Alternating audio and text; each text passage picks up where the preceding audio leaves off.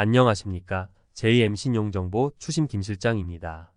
상사채권, 민사채권과 임금체불 또는 보증금 반환, 인테리어, 공사사기, 공사대금, 거래대금 미지급 등 못 받은 돈이라면 24시 어떠한 문의도 가능합니다. 무료 상담이고 위임시 추심수수료 후 불제로 운영하고 있습니다. 오늘은 집행권원의 뜻과 집행권원을 활용한 채권 회수에 대해 알려드리려 합니다. 상대방의 요구로 인해 어쩔 수 없이 돈을 빌려준다면 최소한 믿음이 있는 사람에게 빌려줄 것입니다. 그러나 상대방이 돈을 갚지 않는다면 그런 신뢰는 무너지고 스트레스만 받게 될 겁니다.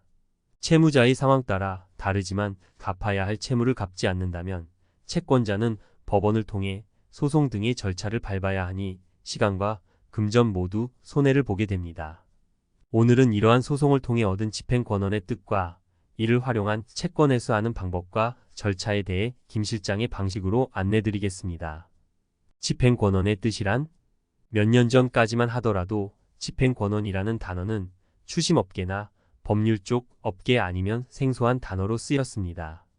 그러나 시간이 지나면 지날수록 채권 채무 관계가 늘어나고 경기가 안 좋아지면서 미수금 회수가 안 되는 불상사가 많아지기 시작하면서 이제는 꽤 많은 분들이 알고 쓰는 단어입니다.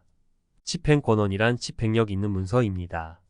집행권원의 종류로는 매우 다양하나 크게 5가지로 예를 들 수 있습니다. 1. 승소한 1심 가집행 선고 있는 판결문, 최종 확정된 판결문. 2. 확정된 지급명령과 이행권 고결정. 3. 기한이익 상식된 공정증서약소거음공증, 금전소비 대차공증, 준소비 대차계약 공증 등. 4.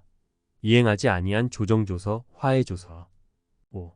형사 1심 선고 후 받은 배상명령 또는 양육비 조서 등을 예시로 들 수 있겠습니다. 참고로 집행권원을 활용하여 강제 집행을 하기 위해서는 집행권원의 집행문을 발급받아야 합니다. 지급명령과 이행권 고결정을 제외하고는 송달, 확정증명원, 집행문 부여를 작성하고 첨부한 후 교부받아야 합니다. 집행권원은 집행력 있는 문서라고 설명드렸습니다. 다시 풀어 말씀드리면 채무자의 사전 동의 없이도 일방적으로 법원의 압류와 강제 집행 등의 채권 추심을 할 수 있다는 것입니다.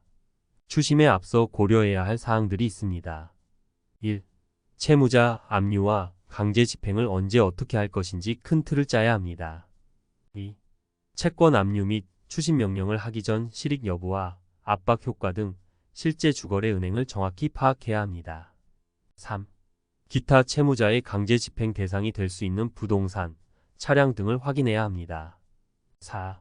서류로만 회수하지 말고 직접적인 말 그대로의 추심을 제대로 하고 있는지에 대해 생각해 봐야 합니다. 이런 점들을 고려하여 김 실장은 아래와 같이 추심합니다. 1. 채무자와 직접 접촉하여 채무자의 성향과 생각을 파악한 후 어떤 상황에 처해 있는지 면밀히 조사합니다. 2. 그 후 진행해야 할 압류와 추심을 채권자와 공유하며 법무사에서 법적 절차를 밟습니다. 3. 채무자에게 다방면의 압박을 통해 변제 의지를 만들어냅니다. 4. 지속적인 채무자 관리와 모니터링으로 채무자의 재산, 신용 변동 내역을 확인하여 채권이 회수될 때까지 밀어붙이는 등의 순서로 진행합니다. 집행권원으로 할 수 있는 압류는 어떤 것들이 있나요? 주거래은행 압류, 주식 압류, 보험 압류, 급여 압류, 임대차 보증금 압류, 기타 제세 채무자에게 가지는 채권 압류, 부동산 경매, 차량 경매, 선박 경매 등과 유체 동산 압류, 재산 명시, 재산 조회와 마지막으로 채무불이행자 명부등재 등 다양한 집행과 가처분, 가압류 등이 있습니다. 포스팅을 끝마치기에 앞서서 말씀드리고 싶은 것이 있습니다. 채권이란 권리의 특성상 대부분 채무자들은 갚을 능력과 재산이 없습니다. 김 실장이 생각하는 채권 회수의 가장 중요한 점은 단순히 압류와 강제 집행을 통해 미수금 회수가 되지 않는다고 방치하는 것이 아니라 때로는 채무자를 어르고 달랠 줄도 알아야 합니다. 이런 점들 유념하시어 추심하시면 도움이 될 것이라 생각합니다. 도움 필요하시면 언제든 연락 주시면 됩니다. 감사합니다.